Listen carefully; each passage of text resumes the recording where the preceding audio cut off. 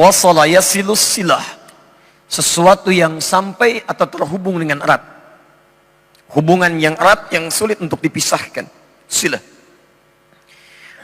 Anda pernah dengar istilah silaturahim? Silaturahim, hubungan kasih yang sangat erat, yang sulit untuk dilepaskan.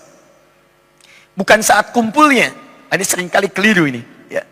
Silaturahim itu terwujud bukan saat kumpulnya. Tapi saat Anda berpisah setelah momentum pertemuan itu terjadi. Kalau Anda bertemu dengan kawan-kawan Anda menyapa, wajar karena Anda melihat orangnya. Karena Anda berjumpa dengan sosoknya. Yang paling hebat itu setelah Anda berpisah, masih ada hubungan kasih antara Anda dengan kawan Anda, sehingga Anda mendoakan dia dalam kebaikan. Dalam sujud Anda doakan. Dalam doa Anda sertakan. Itu yang dimaksudkan hubungan yang erat, yang sulit untuk dipisahkan. Nah, hubungan yang melatih kita, supaya terhubung dengan Allah erat, dan sulit dipisahkan. Bukan hanya saat Anda terhubung dalam ibadah, tapi selesai ibadah, Anda masih terhubung dengan Allah. Jalan ingat Allah, makan ingat Allah, minum ingat Allah, kerja ingat Allah. Maka ibadah yang melatih kita supaya terhubung erat dengan Allah, dirubah kalimatnya menjadi salat. Dalam bahasa sering diartikan dengan doa, karena dengan doa itu terhubung erat Anda dengan Allah Subhanahu wa Ta'ala. Karena itulah setiap aktivitas kita seringkali dibuka dengan doa.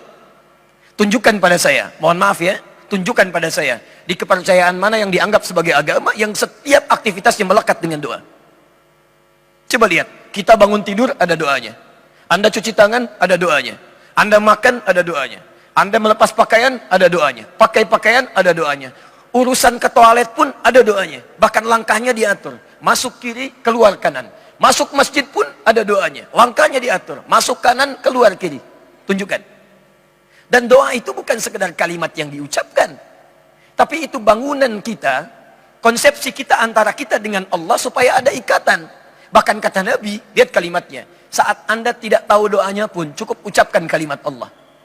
Kullu amrin dzibalin la yubda'u fihi bismillahirrahmanirrahim fahuwa abtar. Setiap perbuatan baik yang tidak diiringi kalimat Allah di dalamnya, bismillahirrahmanirrahim. Paling singkat bismillah, abtar, terputus hubungan dia dengan Allah. Gak ada nilai pahalanya. Bukan sekedar pahala yang penting, tapi hubungan Anda dengan Allah. Mau duduk, bismillah. Mau makan, bismillah. Mau minum, bismillah. Ba di sana itu fungsinya ilsaq, musahabah. Ada 14 jenis ba dalam bahasa Arab. Lihat di kitab Mughnil Labib an Kutubil A'arib, karya Ibnu Hisham Al-Ansari, halaman 15 sampai 59. Di situ ada 14 makna huruf ba. 14 makna.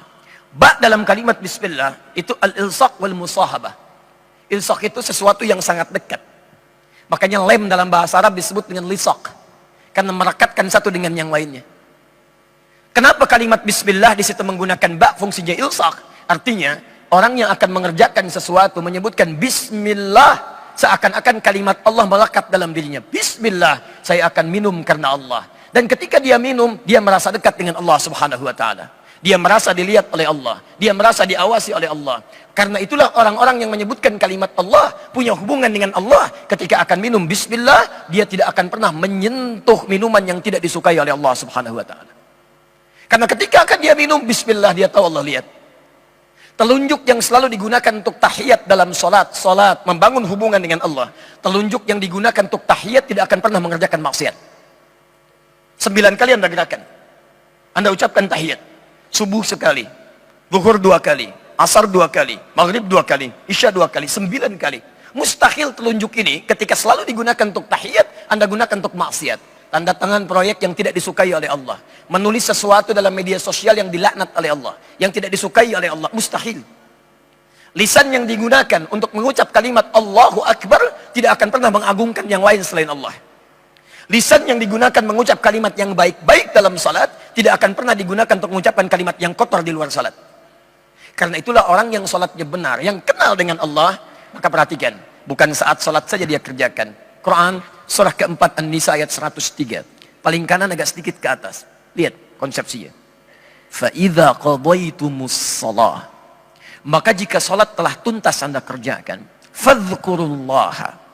Maka orang yang salatnya benar, dia akan langsung ingat kepada Allah Subhanahu wa Ta'ala.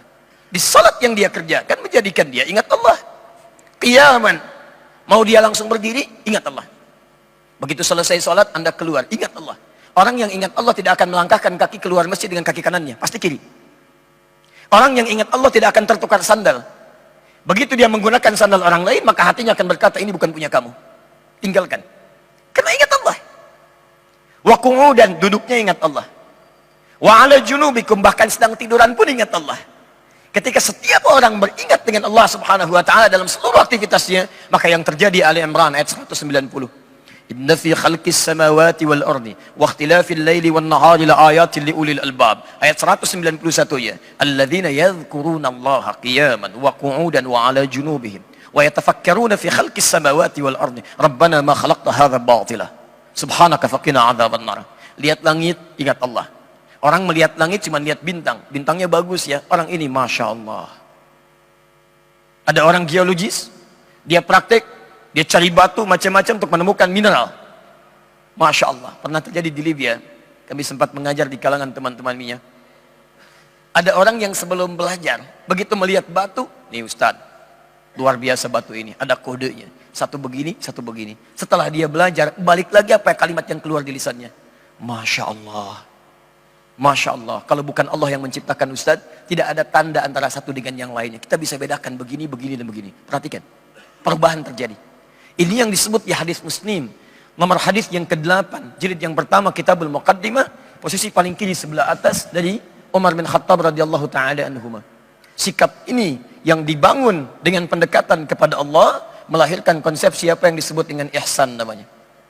Jadi kalau seseorang sudah dalam aktivitasnya selalu ingat Allah, maka dia akan memastikan semua aktivitasnya sebagai ibadah dan dia merasa diawasi oleh Allah Subhanahu wa taala.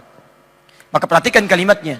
Ketika ditanya Nabi Muhammad SAW tentang ihsan, an ta'budallaha ka'annaka tarahu fa illam takun tarahu fa innahu yarak. Engkau menjadikan seluruh aktivitasmu sebagai ibadah karena Allah dan engkau merasa dilihat oleh Allah sekalipun engkau tak mampu melihatnya. Ya, Anda bayangkan. Ini ihsan namanya. Mau makan merasa dilihat Allah, mau duduk merasa dilihat Allah, mau sholat sangat merasa dilihat Allah. Itu ihsan. Dan ibadah pertama yang disebutkan di Quran, salat. Quran surah kedua Al-Baqarah ayat ketiga. Alladzina yu'minuna bil ghaib wa yuqimunas shalah. Setelah dia yakin terhadap Allah walaupun tak nampak dalam pandangannya, dia coba sempurnakan salatnya.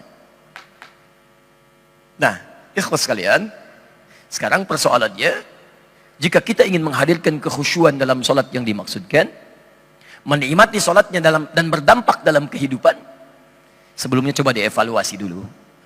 Dari sekian salat yang telah kita tunaikan, berapa persen dari salat itu yang mengingatkan kita dengan Allah Subhanahu wa taala? Antum kerja ingat Allah tidak? Makan ingat Allah tidak? Mendidik anak ingat Allah tidak? Saya cek ya, saya cek. Kalau bapak ibu kedatangan tamu, baik. Bikin makanan tidak? Siapkan makanan? Siapkan minuman? Kenapa? Halo? Karena ada tamu.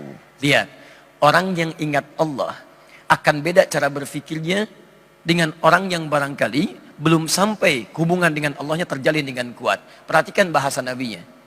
Orang yang dekat dengan Allah ketika kedatangan tamu, kalimat pertama yang muncul yang disentuh imannya. Lihat, man kana yu'minu billahi wal yaumil akhir falyukrim dhaifah. Siapa yang merasa beriman pada Allah dan hari akhir maka muliakan tamunya. Ternyata orang ini membuat makanan, minuman, memuliakan tamu. Bukan tamunya mau datang, tapi karena Allah perintahkan. Ketika dia punya hubungan dengan Allah, semuanya karena Allah, lillah. Jadi ketika saya mau buat minuman, bukan karena orang lain mau datang, tapi karena Allah perintahkan. Kalau Allah nggak perintahkan, belum tentu saya kerjakan. Kalau cuma bikin minuman, makanan karena tamu datang, apa bedanya Anda dengan yang belum beriman? Yang belum beriman pun begitu juga. Silahkan bertamu pada non-muslim, Anda datang, dia akan siapkan minuman. Anda siapkan makanan. Lantas apa perbedaan Anda dengan yang lainnya? Yang membedakan adalah keimanan kita kepada Allah. Maka Masya Allah, saya buat minuman karena Allah perintahkan untuk itu. Maka hasilnya apa? Akan ada perbedaan. Anda kalau kerjakan segala hal untuk kepentingan manusia, dunia, bukan karena Allah, maka umumnya, maaf, seringkali hadir kecewa. Tiba-tiba sudah pesan makanan banyak, tamu nggak datang. Afwan akhi, maaf Pak, saya nggak bisa datang. Ada acara mendadak. Ya, kok ya Pak? Gak apa-apa. Tapi Anda kecewa karena makanan sudah dibuat, macam-macam dan sebagainya. Tapi ketika Anda kerjakan karena Allah, yang Anda kejar bukan hasilnya, Ingat, dalam pahala itu ada dalam prosesnya, bukan hasilnya. Mau tamunya datang, mau tidak, yang penting saya kerjakan perintah Allah. Begitu tamunya katakan, maaf Pak, saya nggak bisa datang, ada acara penting. Oh baik Pak, mudah-mudahan acaranya lancar, baik dan sebagainya. Bapak tidak apa-apa, tidak apa-apa Pak. Malah Allah karuniakan makanan lebih buat saya hari ini, lumayan. Masya Allah. Nikmat gitu kan, enak. Nah bagaimana kita bisa membangun hubungan itu? Kalau hubungan Anda sudah dekat, ada ikatan yang sangat kuat. Ikatan dalam bahasa Arab disebut dengan akada. Akada. Ya, karena itu dalam pernikahan dibuka dengan akad. Ya, ketika Anda mengucapkan kalimat, dibuka dengan ijab dulu. Saya nikahkan engkau, saya kawinkan, hei fulan, dengan putri saya fulana binti fulan fulana, dan seterusnya. Dengan mas kawin sekalian, ya sekian dibayar tunai. Maka Anda katakan saya terima nikahnya, kawinnya si fulana binti fulan, dengan mas kawin tersebut dibayar tunai. Itu kalimatnya disebut dengan akad. Kenapa disebut dengan akad? Karena dengan kalimat itu terikat kuat hubungan Anda antara Anda dengan istri Anda. Antara Anda dengan keluarga baru Anda. Saking kuatnya disebut dengan mahram bil musaharah. Seperti mahram, kuat. Yang tadinya anak laki-laki ini nggak boleh melihat ibu mertuanya terbuka hijabnya, sekarang jadi boleh. Yang tadinya tidak boleh menyentuh tangan ibunda mertuanya, sekarang jadi boleh. Akad. Nah, ketika hubungan Anda kuat dengan Allah, dilatih dalam ibadah, dimanapun terikat Anda dengan Allah, maka konsepsi ikatan ini berubah jadi pedoman kehidupan. Dari akadah jadi akidah.